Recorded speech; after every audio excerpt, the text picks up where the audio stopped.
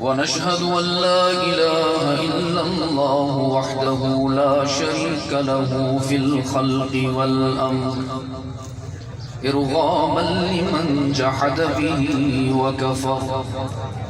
ونشهد أن سيدنا وسندنا ومولانا محمدا عبده ورسوله. أعوذ بالله من الشيطان الرجيم. بسم الله الرحمن الرحيم. وقضى ربك ألا تعبدوا إلا إياه وبالوالدين إحسانا إما يبلغن عندك الكبر أحدهما أو كلاهما فلا تقل لهما أف ولا تنهرهما وقل لهما قولا كريما. صدق الله مولانا العظيم.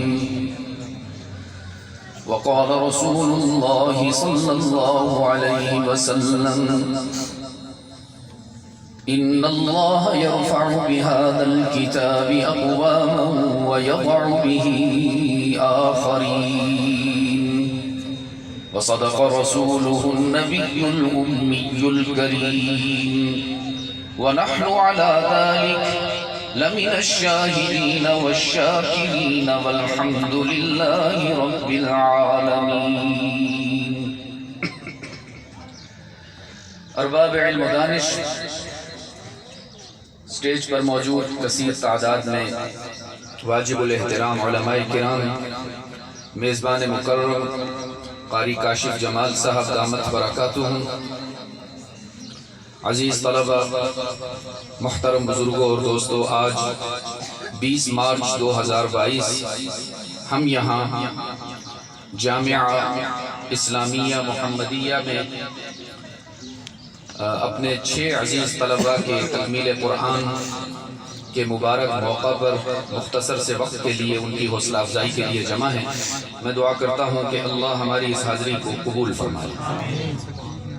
آپ سب حضرات کافی دیر سے تشریف فرما ہیں اور یقین فرمائیے کہ ہمارے اساتذہ کرام نے جو محنت فرمائی طلباء پر، انہوں نے اتنے اچھے انداز میں پریزنٹیشن دی ہے کہ میرا دل کر رہا تھا کہ ہم دعا ہی کر لیں. بس اب اس سے اچھا کوئی کیا بات کرے، اس سے اچھا کوئی کیا نعت سنائے، اس سے اچھا کوئی کیا تلاوت کرے. اللہ رب العزت ان بچوں کو بہت سی کامیابیاں عطا فرمائے. آپ سب حضرات چونکہ تشریف لائے ہوئے ہیں تو مختصر سی بات ہم کر لیتے ہیں. قرآن کریم کس کی کتاب ہے جی؟ اللہ. جواب بتا رہا ہے آپ کی تھکن، حالانکہ میں آپ سے کہیں زیادہ تھکا ہوا. میں نے بتایا کہ رات 2 بجے تو میری واپسی ہوئی سفر سے. کس کی کتاب ہے؟ اللہ کی. جتنا وہ عظیم ہے اتنا ہی قرآن بھی عظیم ہے. 1400 سال کا سفر کر کے آیا ہے قرآن کریم آپ کے پاس. اور میں کہا کرتا ہوں پھولوں پہ چل کے نہیں آیا، کانٹوں پہ سفر طے کیا.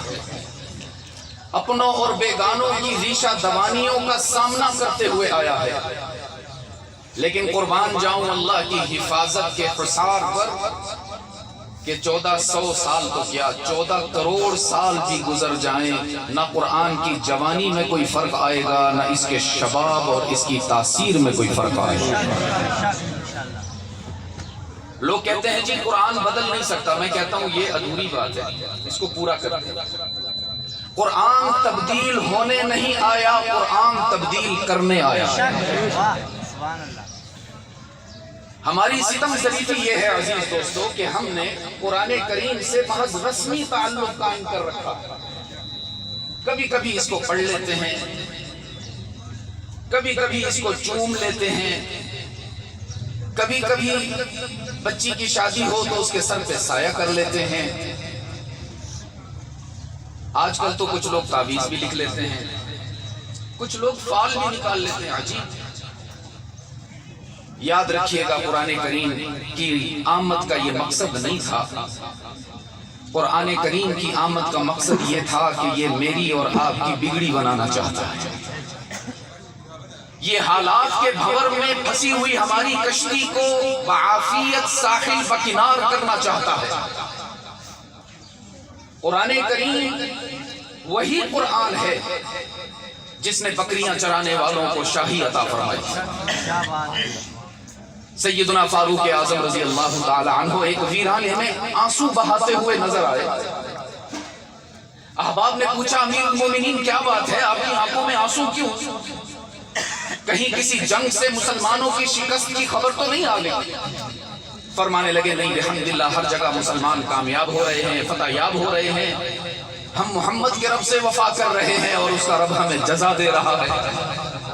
تو پوچھا گیا پھر روتے کیوں ہیں، آنکھوں میں آنسو کیوں ہیں؟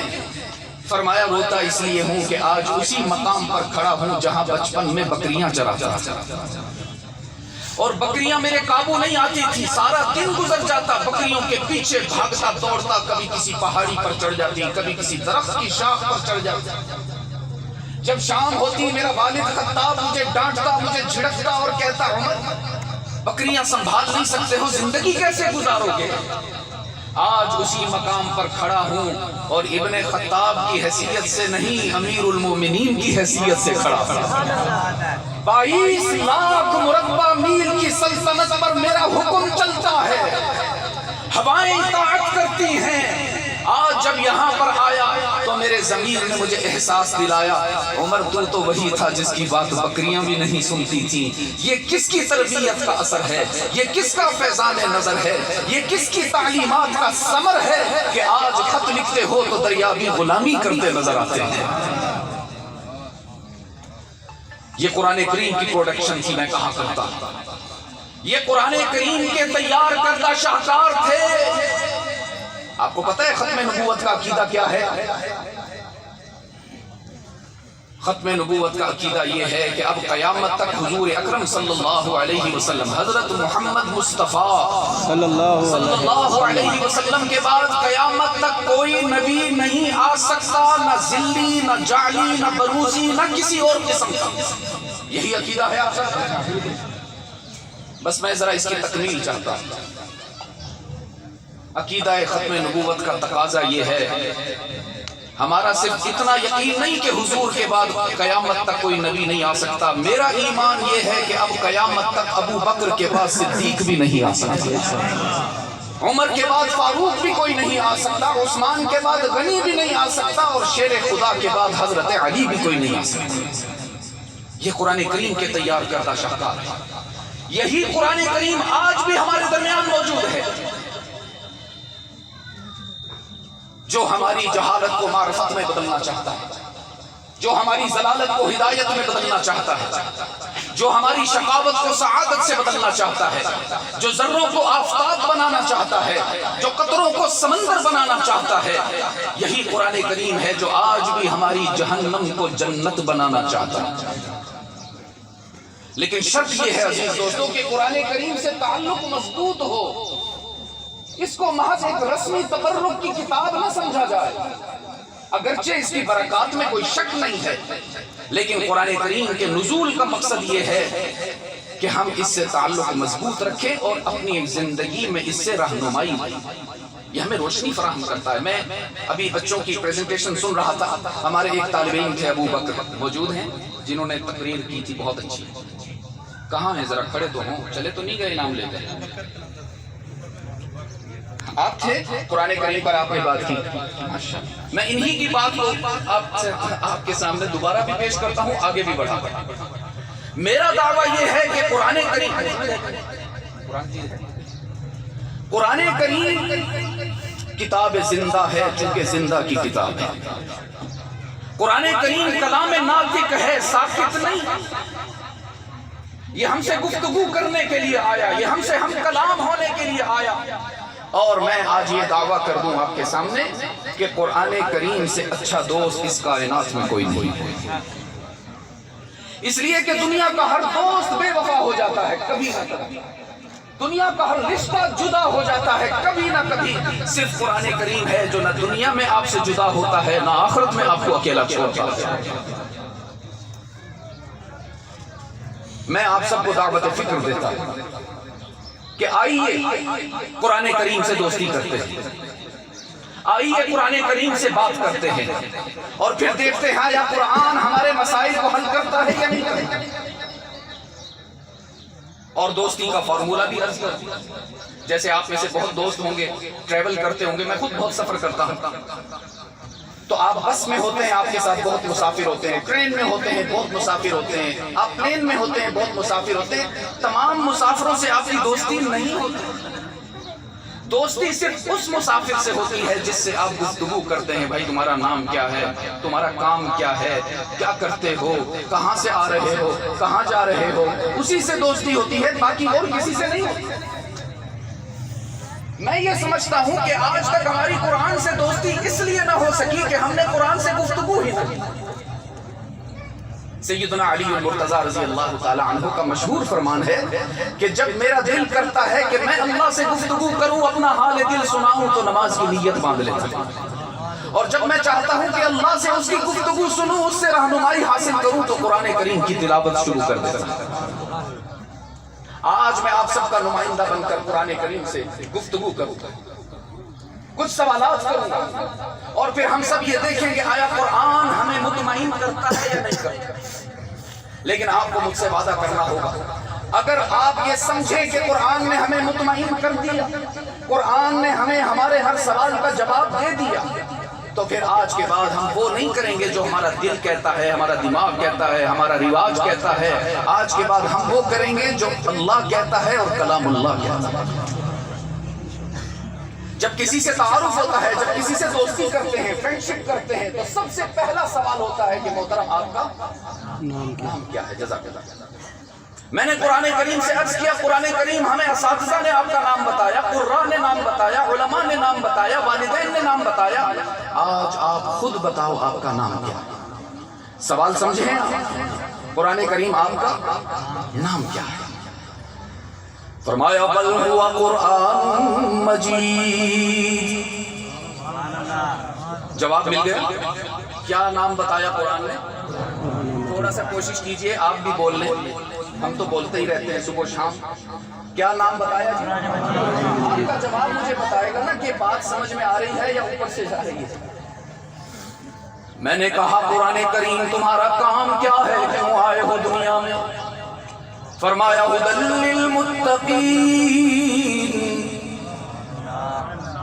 متقی تقوی والوں کی ہدایت کے لیے۔ اور میں جو ترجمہ پیش کیا کرتا ہوں میری حسن آباد کے روشن ضمیروں میں، کہا کرتا ہوں کہ قرآن کہہ رہا ہے کہ میں تو راولپنڈی کے مسلمانوں سے دوستی کرنے آیا ہوں۔ میں نے کہا قرآن کریم کہاں سے آئے ہو، مقام کیا ہے آپ کا؟ قرآن کریم نے فرمایا فی لوح محفوظ۔ کہاں سے آیا جی؟ میں نے کہا قرآن کریم بھیجا کس نے ہے آپ کو دنیا میں؟ فرمایا تنزیل من رب العالمین۔ کس نے بھیجا؟ میں نے کہا قرآن کریم لے کر کون آیا ہے آپ کو دنیا میں؟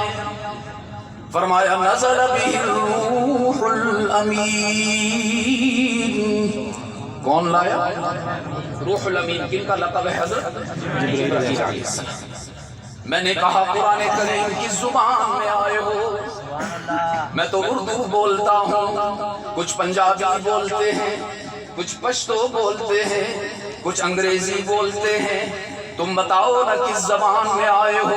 قرآن کریم نے فرمایا بلسان عربی مبین۔ پشتو میں نہیں، انگریزی میں نہیں، فرینچ میں نہیں، جرمن میں نہیں، تو قرآن کی زبان میں آئے ہو۔ قرآن نے فرمایا جس اللہ کا کلام ہوں اسی اللہ کی زبان میں آیا ہو، عربی میں آیا۔ میں نے کہا قرآن کریم کب آئے ہو؟ قرآن کریم نے بے تکلف ہو کر مجھ سے سوال کیا، بتاؤ مہینہ تمہیں بتاؤں کہ رات بتاؤں؟ میں نے کہا پہلے مہینہ بتاؤ۔ فرمایا شہر رمضان الذی انزل فیہ القرآن۔ کون سا مہینہ جی؟ میں نے کہا اب رات بھی بتاؤ نا، کس رات میں آئے ہو؟ فرمایا انا انزلناہ فی لیلۃ القدر۔ کس رات میں آیا؟ جواب مل رہے ہیں؟ میں نے کہیں ترجمہ نہیں کیا، میں نے کہیں ترجمہ نہیں کیا، اس کے باوجود آپ قرآن سمجھ رہے ہیں، اس کی کیا وجہ ہے؟ اس کی وجہ یہ ہے کہ میرے رب کا فرمان سچ ہے، وَلَقَدْ يَسَّرْنَا الْقُرْآنَ لِلذِّكْرِ فَهَلْ مِن، تم تھوڑا سا قرآن کے قریب آؤ نا، تم تھوڑا سا دوستی کی کوشش تو کرو، قرآن ترجمے کے بغیر بھی تمہارے دلوں میں اترتا چلا جاتا ہے۔ میں نے کہا قرآن نام بھی آپ نے بتا دیا، مقام بھی بتا دیا، بھیجنے والے کی بھی خبر مل گئی، لانے والے کا بھی علم ہو گیا، زبان بھی آپ نے بتا دی، مہینے کی بھی خبر مل گئی، رات کے بارے میں بھی آپ نے بتا دیا، ساری تفصیلات آپ نے ہمیں بتا دی قرآن۔ اب ذرا یہ بھی تو بتاؤ نا کس پر نازل ہوئے ہو؟ قرآن کریم نے مہکتے ہوئے جواب دیا، نزل علی محمد۔ اللہ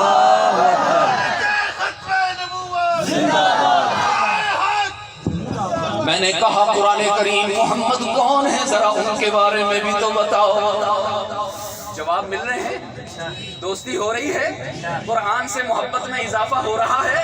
یہ جو شیطان نے دماغ میں غلط فہمیاں ڈالی ہوئی ہیں، قرآن بڑا مشکل ہے جی، کون سمجھے اس کو؟ ہماری تو زندگی گزر گئی، آج تک قرآن کے قریب نہیں جا سکے، سمجھ کیسے آئے گی؟ میں آپ کو دلیل دے رہا ہوں، قرآن سے آسان کتاب بھی کوئی نہیں اور قرآن سے بہترین یار بھی کوئی نہیں۔ میں نے کہا قرآن کریم محمد کون ہے، ذرا ان کا بھی تو تعارف کرواؤ نا۔ قرآن کریم نے فرمایا محمد رسول اللہ، محمد اللہ کے رسول ہیں، محمد اللہ کے رسول ہیں۔ کیوں شک ہے تھوڑا آپ کو؟ تو جواب اتنا ہلکا کیوں ہے؟ محمد اللہ کے رسول ہیں۔ اگلا سوال، میں نے کہا قرآن کریم رسول تو اور بھی بہت سارے گزرے ہیں دنیا میں، حضرت نوح بھی اللہ کے رسول،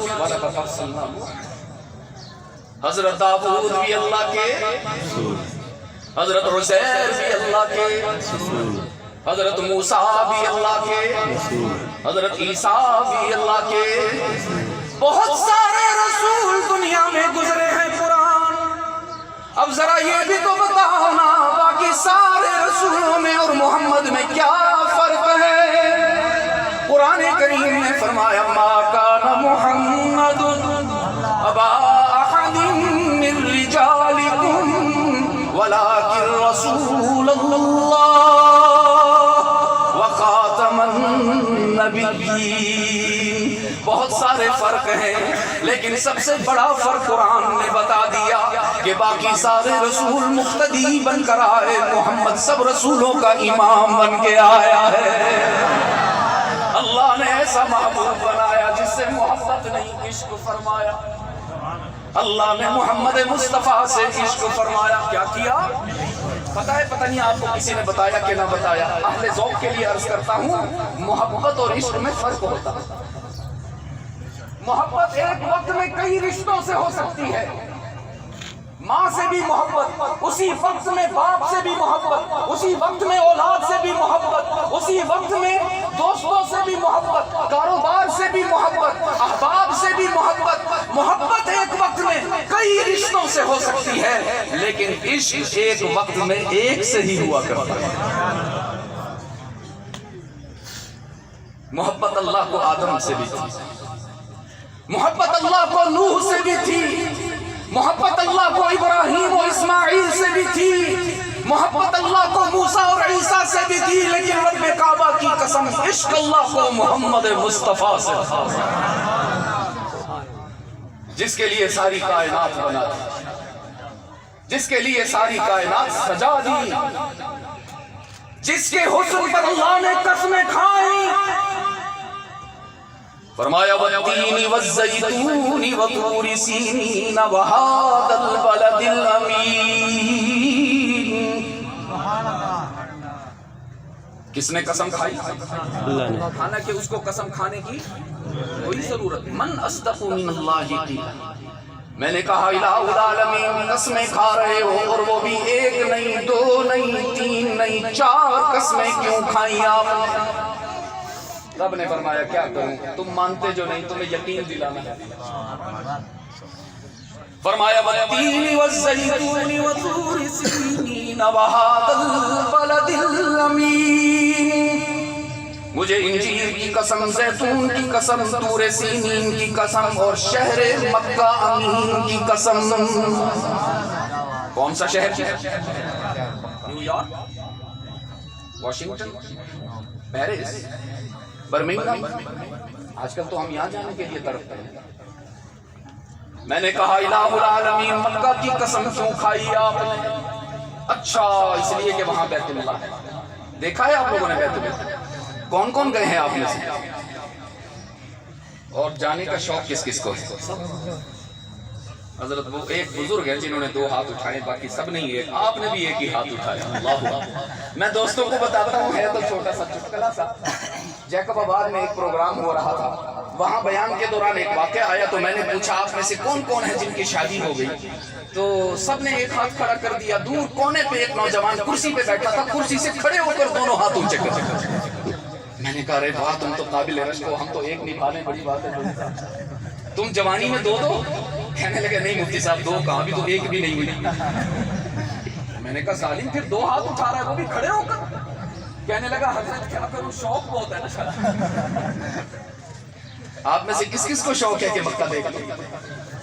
شکر ہے الحمدللہ، اللہ ہم سب کو وہاں پہنچا دے آمین۔ قاری کاشف صاحب بات پتہ کیا ہے، جب ہم سوچتے ہیں نا کہ عمرے پر جائیں، حج پر جائیں، تو ہماری نظر وہاں جانے کے بجائے یہاں چلی جاتی ہے۔ کہاں جاتی ہے؟ ہم سوچتے ہیں پیسہ تو ہے نہیں، عمرے پر کیسے جائیں گے؟ ہم سوچتے ہیں ریال تو ہے نہیں، کیسے حج میں جائیں گے؟ اور فیصل کا ایمان تمہیں بتا دوں، رب کعبہ کی قسم، نہ میرا روپیہ عمرے پر لے کر جاتا ہے، نہ ریال لے کر جاتا ہے، نہ پاسپورٹ لے کر جاتا ہے، اللہ کا کرم لے کر جاتا ہے۔ وہ جب لے جانے پر آئے تو حالات بھی بناتا ہے، اسباب بھی۔ مولانا روم رحمت اللہ علیہ نے ایک چیونٹی کی کارگزاری لکھی۔ چیونٹی دیکھی آپ نے؟ اتنی چھوٹی سی ہے کہ دور سے، اب میرے جیسا شوگر کا مارا ہوا، میری تو نظر اتنی کمزور ہے، وہ بڑے قریب سے دیکھا ہوں تو پھر جا کے شاید نظر آئے۔ آپ لوگ چیونٹی کو کیا کہتے ہیں؟ پیلی چیونٹی کہتے ہیں۔ مولانا روم رحمت اللہ علیہ نے بتایا کہ ایک چیونٹی نے اللہ سے کیا مانگا، کیسے مانگا اور پھر کیا ہوا۔ فرمایا بود مورے ہوس داشت کے در کعبہ رسد، بود مورے ہوس داشت کے در کعبہ رسد، دست بر پائے کبوتر زد و ناگار رسید۔ ایک چیونٹی کے دل میں آرزو پیدا ہوئی کسی طرح مکہ پہنچ جاؤں۔ ہائے ہماری آرزو میں بھی دیکھو ذرا ہم کیا کیا مانگتے پھرتے۔ ایک چیونٹی کے دل میں آرزو پیدا ہوئی کسی طرح مکہ پہنچ جاؤں، بیت اللہ کا زیارت بھی کروں اور دیوانی ہو کر بیت اللہ کے گرد چکر لگاؤں، تجھے مناؤں اور پھر زندہ واپس نہ آؤں، کسی حاجی کے پاؤں کے نیچے آ کر شہید ہو جاؤں۔ لیکن کہنے لگی الہ العالمین راستے میں تپتے ہوئے صحرا ہے، موج زن سمندر ہے، متلاطم دریا ہے، سر بفلک پہاڑ ہے، گھنے جنگلات بھی ہیں، میں کیسے پہنچ سکتی ہوں، میں تو چھوٹی سی ہوں نا یا اللہ۔ رب العالمین نے فرمایا چیونٹی تو چھوٹی ہے تو کیا ہوا، تیرا رب تو بہت بڑا ہے، تیرا کام تھا دعا کرنا، میرا کام ہے عطا کرنا، تیرا کام تھا مانگ لینا، میرا کام ہے قبول کر لینا، تو نے اپنا کام کر لیا، اب میں اپنا کام کر کے دکھاؤں گا۔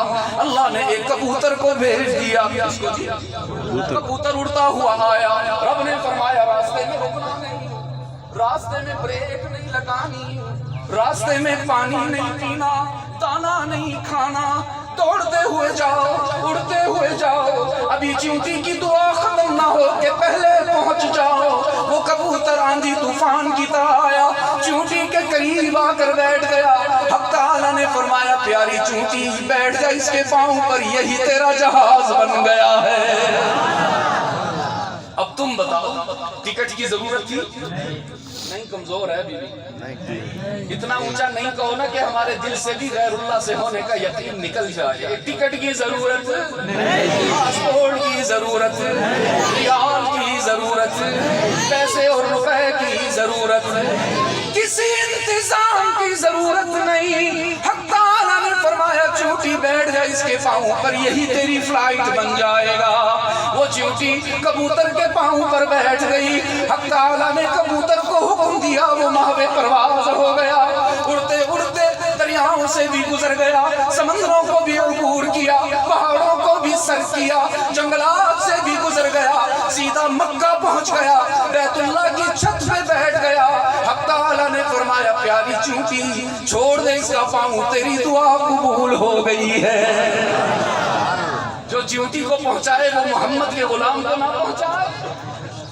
ہمارے مانگنے میں کمی ہے، اس کے دینے میں کمی نہیں ہے عزیز. ہم تو دعائیں بھی پڑھتے ہیں، مانگتے تھوڑی ہیں. ہائے مانگنا ہونا، اپنے گھر میں موجود چھوٹے بچے کو دیکھا کرو کیسے مانگتا ہے. بازار سے چیز لینے کے لیے تم سے پیسے کیسے مانگتا ہے، جھوٹ موٹ کا روتا بھی ہے، تمہاری جھولی پکڑ کے کھینچتا بھی ہے، تمہیں مناتا بھی ہے، کبھی بال بھی پکڑتا ہے. نہیں مانگتے ہو تو زمین پہ لوٹ پوٹ ہوتا ہے، تب جا کے تم سخت دل ہونے کے باوجود بھی اس کو دے دیتے ہو. تو جب اللہ کے سامنے رو کر دکھاؤ گے وہ تو ماؤں سے بھی 70,000 گنا زیادہ تمہیں دینے کو بے قرار ہے. مانگنے میں کمی. میں نے کہا الہ العالمین مکہ کی قسم کیوں کھائی؟ کیا اس لیے کہ وہاں بیت اللہ ہے، یا اس لیے کہ وہاں زمزم کا چشمہ ہے، یا اس لیے کہ وہاں مقام ابراہیم ہے، یا اس لیے کہ وہاں غار حرا ہے، غار ثور ہے، یا اس لیے کہ وہاں ملتزم ہے؟ رب العالمین نے فرمایا لا اقسم بہذا البلد، مکہ کی قسم بیت اللہ کی وجہ سے نہیں، صفا مروہ کی وجہ سے نہیں، زمزم کے چشمہ کی وجہ سے نہیں، مقام ابراہیم و حتیم کی وجہ سے نہیں، غار ثور اور حرا کی وجہ سے نہیں. تو پھر یا اللہ مکہ کی قسم کیوں کھائی؟ رب نے فرمایا وَأَنْتَ حِلٌّ بِهَذَا الْبَلَدِ، میں جب عرش بری سے مکہ کی زمین پر نظر ڈالتا ہوں تو مجھے مکہ کی گلیوں میں محمد چلتا ہوا نظر آتا ہے. محبوب کے در و دیوار کے تذکرے عرش معلیٰ پر ہو رہے ہیں. ایسا نبی اللہ نے ہمیں عطا فرمایا عزیز دوستو، جس کو اللہ نے صرف دنیا میں نہیں آخرت میں بھی سرداری دی. ہم دنیا میں لوگوں سے متاثر ہو جاتے ہیں، پتہ نہیں اپنے نبی سے کیوں نہیں متاثر ہوتا. جس کو اللہ نے صرف دنیا میں نہیں آخرت میں بھی سردار بنایا. رحمت عالم نے فرمایا انا سید ولد آدم یوم القیامہ ولا فخر، انا سید ولد آدم یوم القیامہ. دنیا میں تم اپنے جیسوں کو لیڈر بنائے پھرتے ہو نا، دنیا میں تم اپنے جیسوں کو قائد بنائے پھرتے ہو، بلکہ بعض مرتبہ اپنے سے گئے گزروں کے نقش قدم کو اپناتے ہو، ان کو اپنا آئیڈیل بنا لیتے ہو، ان جیسا لباس پہننے میں فخر محسوس کرتے ہو، ان جیسا چہرہ بنانے میں اپنائیت محسوس کرتے ہو. رحمت عالم نے فرمایا غور سے سننا راولپنڈی والوں، تمہارے قائد اور تمہارے محبوب نے فرمایا انا سید ولد آدم یوم القیامہ. جب حشر کا دن ہوگا، جب کوئی رشتہ تمہارے کام نہیں آئے گا، اس دن کھلی آنکھوں سے دیکھ لینا کہ محمد دنیا میں بھی تمہارا قائد تھا، آخرت میں بھی سردار ہے. اسی کے نقش قدم کو اپناؤ، اسی کی سیرت پر چلتے ہوئے نظر آؤ. ادھر ادھر بھٹکنے کی ضرورت نہیں، ہم بے بنیاد نہیں، ہم با بنیاد ہیں. ہماری بنیاد اللہ نے محمد مصطفیٰ کی سیرت کو بنایا ہے. میرے عزیز دوستو میں کہا کرتا ہوں ہمارے لیے مشفق، ہمارے لیے مہربان ہماری ماں بھی اتنی نہیں جتنا اللہ کا محبوب مہربان ہے، جس نے دنیا میں بھی ہمارے لیے آنسو بہائے ہیں. سیدہ عائشہ رضی اللہ تعالی عنہا فرماتی ہیں یوں تو ہر رات میرے نبی کبھی سجدوں میں نظر آتے، کبھی قیام میں نظر آتے، کبھی رکوع میں نظر آتے، کبھی دعاؤں میں نظر آتے، کبھی قعدے میں نظر آتے، لیکن فرماتی ہیں قام رسول اللہ صلی اللہ علیہ وسلم بآیت من القرآن کل لیلہ، بآیت من القرآن کل لیلہ۔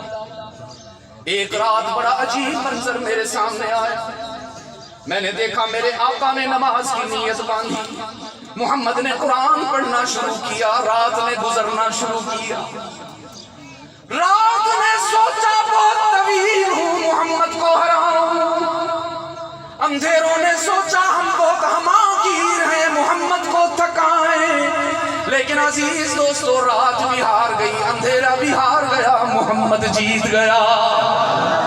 میرا آقا ساری رات نماز پڑھ رہے ہیں، اور کمال دیکھیے رات بھر رکوع نہیں کیا، سجدہ نہیں کیا، رات بھر قیام میں گزار دی، اتنا لمبا قیام کہ حتی تورمت قدما، میرے آقا کی پنڈلیاں بھی متورم ہو گئی، ان کے پاؤں مبارک بھی سوج گئے، آنکھوں سے آنسو کی لڑیاں لگی ہوئی ہیں، داڑھی کے بال بھی گیلے، کرتے کا گریبان بھی تربتر، اور حضرت عائشہ فرماتی ہیں اس رات میرے نبی نے 5-6 سپاروں کی تلاوت نہیں فرمائی، سورہ بقرہ نہیں، آل عمران نہیں، نساء نہیں، توبہ نہیں، ساری رات میرے نبی نے صرف ایک آیت پڑھ کر گزار دی، تمام رات اللہ سے ایک ہی بات میں گزار دی، عرض کیا ان تعذبهم فإنهم عبادك،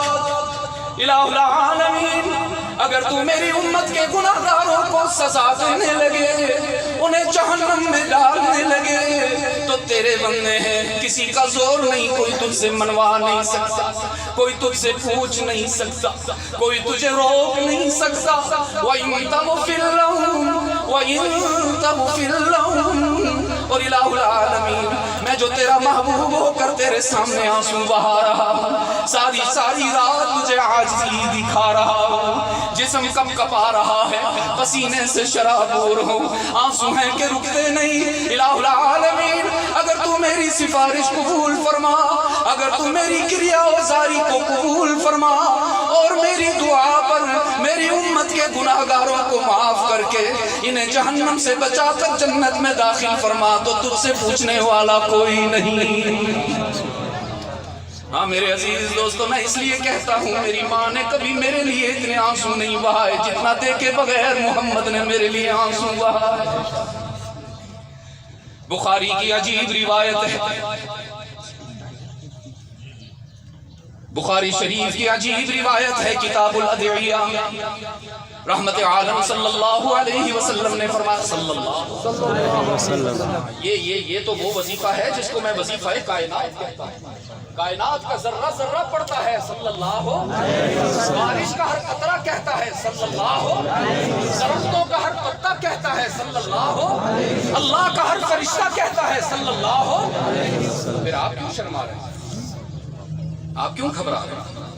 مجھے لگتا ہے کچھ تھوڑا سا مہنگائی کا بھی اثر ہے نا آپ کے اوپر، ٹینشن کا شکار ہیں آپ، کچھ دوست تو دوائیاں بھی کھانے لگ گئے ہیں 2018 کے بعد سے۔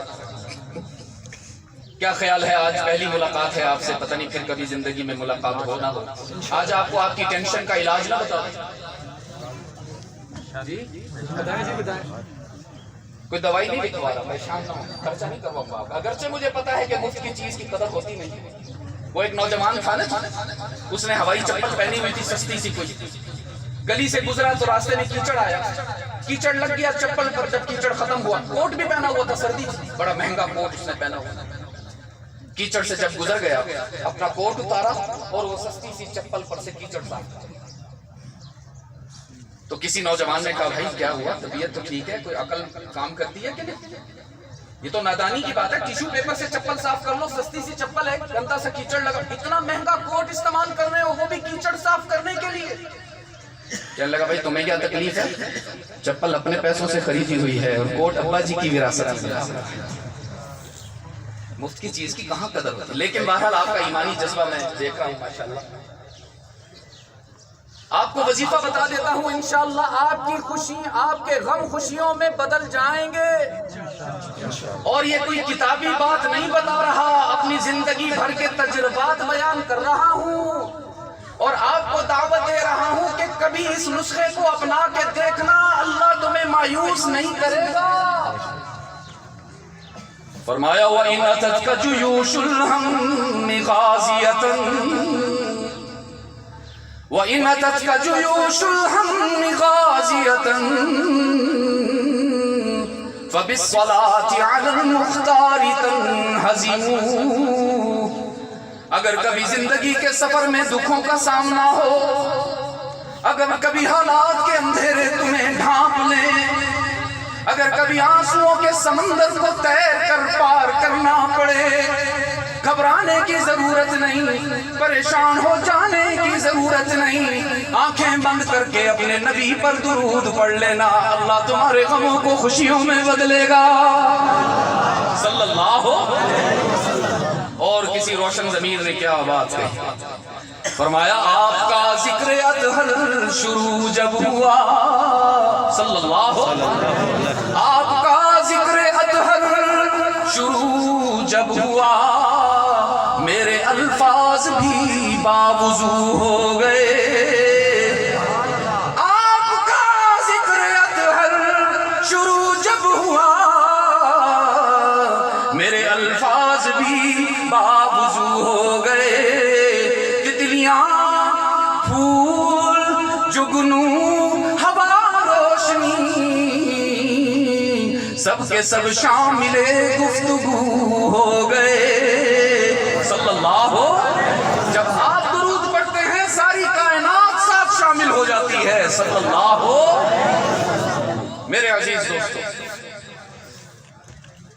وقت میں بہت مختصر لے کر آیا تھا اور زیادہ بھی ہو گیا، اور سچی بات یہ ہے کہ میں تو ابو بکر کی باتیں آپ کو سنا رہا تھا، اپنی بات تو میں عرض ہی نہیں کر سکا. آیت جو میں نے قرآن کریم کی پڑھی تھی اس کا خلاصہ عرض کر دیتا ہوں کہ کبھی زندگی رہی تو تفصیل سے بات کریں. قرآن کریم قوانین کا مسودہ ہے، یاد رکھیے گا. یہ قصے کہانیوں کی کتاب نہیں، یہ احکامات کا مجموعہ ہے، کتاب ہدایت و تربیت ہے. یہی وجہ ہے کہ اس کا اسلوب بھی ہادیانہ اور مربیانہ. لیکن قرآن کریم میں دو حکم ایسے ہیں جو بہت خاص ہیں. میں چاہتا ہوں آج کی اس ملاقات میں وہ اللہ کے دو حکم آپ کے سامنے رکھوں، اور ان کی خاص بات یہ ہے عزیز دوستو، شریعت کے تمام احکامات میں ہمیں اللہ کی طرف سے رعایت نظر آتی ہے، نرمی نظر آتی ہے، رخصت مل جاتی ہے. لیکن قرآن کے دو حکم ایسے ہیں جن میں اللہ کی طرف سے کوئی رعایت نہیں، کوئی نرمی نہیں، کوئی کمپرومائز نہیں. آپ کو مثال دیتا ہوں، جیسے ہم سب نماز پڑھتے ہیں نا، جواب کمزور آیا تھوڑا سا. نماز پڑھتے ہیں نا، کھڑے ہو کر پڑھتے ہیں نا، تو اللہ کی طرف سے نرمی ہے. اللہ نہ کرے، اللہ نہ کرے، خدا نہ خواستہ اگر کوئی بیمار ہو جائے، کھڑے ہو کر نماز نہیں پڑھ سکتا تو بیٹھ کر پڑھ لے. اگر کوئی اتنا بیمار ہو گیا کہ بیٹھ کر بھی نہیں پڑھ سکتا تو لیٹ کر پڑھنے میں اللہ کا حکم یہ ہے کہ اتنے کمزور اور نحیف ہو گئے ہو تو رکوع اور سجدے کے لیے اٹھنے جھکنے کی ضرورت نہیں، اپنے سر سے اشارہ کر دینا، اس پر ہی اللہ راضی ہو جائے. اور اگر تم اتنے بیمار ہو گئے کہ سر بھی نہیں ہلا سکتے ہو، اگر اتنی کمزوری ہو گئی کہ سر بھی نہیں ہلتا، تو اللہ کی طرف سے نرمی موجود ہے کہ پلکوں سے اشارہ کر دو رکوع سجدے کا، اللہ اس پر بھی نماز قبول فرما دے. میں کہا کرتا ہوں اللہ کو علاقے کا ایسا نہ سمجھا کرو جو پٹائی کرنے کے لیے انتظار میں. اللہ ارحم الراحمین ہے، وہ معاف کرنے کے لیے انتظار میں. دنیا کے ایگزامینرز پیپر چیک کرتے ہوئے غلطیاں تلاش کرتے ہیں، اور اللہ اعمال نامہ دیکھتے ہوئے غلطیوں کو فراموش کر کے نیکیوں کو بڑھا دے گا. نرمی ملی نماز. روزہ کتنا بڑا عمل ہے، لیکن اس میں بھی اللہ کی طرف سے نرمی موجود ہے. آپ سفر ان کنتم، کیسے ہے من کان منکم مریضا او علی سفر فعدۃ من ایام اخر، کوئی مسافر ہے یا کوئی مریض ہے، وقتی طور پر روزہ چھوڑ سکتا ہے، بعد میں رکھ لے. زکوٰۃ کتنا بڑا حکم ہے، اس میں بھی اللہ کی طرف سے رعایت موجود ہے کہ اگر پوری اکٹھی نہیں دے سکتے ہو تھوڑی تھوڑی کر کے دے. شریعت کے ہر حکم میں نرمی ملے گی، شریعت کے ہر حکم میں رعایت ملے گی۔ صرف دو حکم ہیں عزیز دوستو اللہ کے جن میں کوئی نرمی نہیں، کوئی رعایت نہیں۔ غور سے سننا، صرف آپ کو عنوان بتا رہا ہوں، تفصیل میں نہیں جا پاؤں گا۔ اللہ نے باقی احکامات بیان کیے تو امر یأمر کا عربی کا صیغہ استعمال کیا، لیکن ان دو احکامات پر صیغہ ہی بدل دیا۔ فرمایا قضا ربک، قضا ہمارے یہاں بھی فیصلے کو کہتے ہیں قضا، قاضی القضات۔ قضا ربک الا تعبدوا الا ایاہ، پہلا حکم تمہارے رب کی طرف سے فیصلہ ہو گیا، ناقابل ترمیم، ناقابل تبدیل۔ فیصلہ ہو جانے کے بعد اس میں کوئی رعایت نہیں ہوتی، کوئی کمپرومائز نہیں ہوتا۔ یا اللہ کیا فیصلہ فرمایا؟ رب العالمین نے فرمایا اللہ تعبدوا الا ایاہ، اللہ کی طرف سے قانون بن گیا، ضابطہ ہو گیا، دستور بن گیا کہ اب قیامت تک عبادت کے لائق کوئی اور نہیں۔ کون؟ کون؟ جواب پورا مل جائے تو کیا ہی بات ہے، جو میرے ابا جی آپ کو سکھاتے ہیں اللہ ہی۔ وہ دیکھو ساتھی آئے ہوئے قریش مسجد سے، بیچارے اتنا مجھے شرمندگی ہو رہی تھی، مجھ سے وقت مانگ رہے تھے اور میں کہہ رہا تھا کہ نہیں مل پائے گا، رمضان کی ساری تاریخیں، مجھے شرم آ رہی۔ بتا رہے تھے 1974 سے سن رہے ہیں ابا جی، اور 1974 سے آج تک، بلکہ 2015 میں انتقال ہوا، تا دم آخر انہوں نے یہی اعلان کیا کہ صرف اللہ نہیں کہنا، اس لیے کہ کچھ نادان کہتے ہیں اللہ بھی کرتا ہے، اور محمد کے غلام کہتے ہیں کہ اللہ ہی کرتا ہے۔ ہم سب کا معبود کون؟ اور ہی پر ایسا زور لگائیے نا کہ آس پاس کی فضائیں بھی موحد ہو جائیں، بوڑھے بھی جوان ہو جائیں۔ ہم سب کا مسجود کون؟ علام الغیوب کون؟ ساز و دستگیر و حاجت روا کون؟ اور ہم سب کی مشکلات دور کرنے والا مشکل کشا کون؟ اور عطا کرنے والا کون؟ اپنے گناہگار بندوں کو تانا دیے بغیر معاف کرنے والا کون؟ یہ ہے اللہ کا پہلا حکم، جس میں کوئی کمپرومائز نہیں، جس میں کوئی رعایت نہیں، کہ اللہ کی ذات اور اس کی صفات، اس کی طاقت اور اس کی قدرت میں اس کے بندوں میں سے کسی اور کو شریک نہیں کرنا۔ اور دوسرا حکم وَبِالْوَالِدَيْنِ إِحْسَانًا، اپنے والدین کی آنکھوں میں جو آنسو لے کر آئے گا اللہ اس کے لیے بھی کوئی معافی کا اعلان نہیں کرتا۔ حقوق اللہ میں شرک ناقابل معافی ہے، اور حقوق العباد میں ماں باپ کا دل دکھانا ناقابل معافی ہے۔ میرے عزیز دوستو، آج میں نے مختصر سی گفتگو میں آپ کے سامنے دلائل رکھے اس دعوے پر کہ قرآن سے اچھا دوست نہیں۔ آپ اس سے جو بات کرو گے یہ آپ کو اس کا جواب دے گا، آپ اس سے گفتگو کرو گے یہ آپ سے ہم کلام ہو جائے گا۔ میں درخواست کرتا ہوں کہ خود بھی قرآن سے دوستی کیجئے، اور اپنے بچوں، معصوم بچوں کو بھی قرآن سے وابستہ کیجئے۔ یہ دینی ادارے ہم سب کے محسن ہیں عزیز دوستو، یہ دینی ادارے ہم سب کے محسن ہیں، یاد رکھیے گا۔ اسکول اور کالج اور یونیورسٹی بھی ہمارے محسن ہیں، لیکن وہ دنیاوی اعتبار سے ہمارے محسن ہیں۔ وہ صرف دنیا میں ہمارے بچوں کو قیمتی بناتے ہیں، ان کو روزی کمانا سکھاتے ہیں، ان کا بینک بیلنس بڑھاتے ہیں، لیکن یاد رکھنا یہ مدارس دینیہ یہ دنیا میں بھی ہمارے محسن ہیں، یا آخرت میں بھی ہمارے محسن ہیں۔ رحمت عالم نے فرمایا آیۃ فی القرآن درجۃ فی الجنہ، ادھر تمہارا بچہ ایک قرآن کی آیت یاد کرتا ہے، ادھر اللہ ماں باپ کے لیے جنت کے درجات بڑھا دیتا ہے۔ دنیا میں بھی آپ کے کام آتے ہیں، آخرت میں بھی آپ کے کام آتے ہیں۔ میں آپ سب کے لیے دعا گو ہوں، اپنے لیے بھی، ان بچوں کے لیے بھی، ان کے اساتذہ کے لیے بھی، ادارے کے منتظمین کے لیے، اور بالخصوص ہمارے قاری کاشف جمال صاحب کے لیے، اللہ ان کی محنتوں اور کاوشوں کو قبول فرمائے، اخلاص اور للہیت نصیب فرمائے۔ ان بچوں کی جو وہ تھی کارگزاری، اس نے بہت میرا دل خوش کیا۔ اللہ رب العزت ان بچوں کو اپنے دین کا داعی، خادم بنائے، اپنے دین کا مبلغ بنائے، اپنے دین کا مجاہد بنائے، اور ان اداروں کو دن دگنی رات چوگنی ترقی عطا فرمائے۔ مجھے انہوں نے بتایا کہ اڈیالہ روڈ پر کون سی جگہ ہے؟ کشمیر کالونی میں مسجد بھی زیر تعمیر ہے، ماشاءاللہ۔ کیا نام رکھا ہے؟ واہ جی واہ، جامع مسجد آل محمد صلی اللہ علیہ وسلم، کیا اس مسجد کی تعمیر کو اپنا، جس طرح آپ اپنے گھر کو توجہ دیتے ہیں، کوئی آ کے نہیں بتاتا کہ آپ کے گھر کا سیور خراب ہے، ڈرائنگ روم کی وہ ذرا لائٹ گڑبڑ کر رہی ہے، وہ جو ہے جی ڈائننگ روم کا جو ہے وہ پنکھا خراب ہو گیا، کچن کا چولہا آج کل لیک ہو رہا ہے، کوئی محلے والا آ کے نہیں بتاتا، قاری صاحب بھی آ کے نہیں بتاتے، آپ خود فکر فرماتے ہیں۔ تو آپ صلی اللہ علیہ وسلم نے فرمایا جو اللہ کے گھر کو آباد کرتا ہے اللہ اس کے نسلوں کو آباد کرتا ہے۔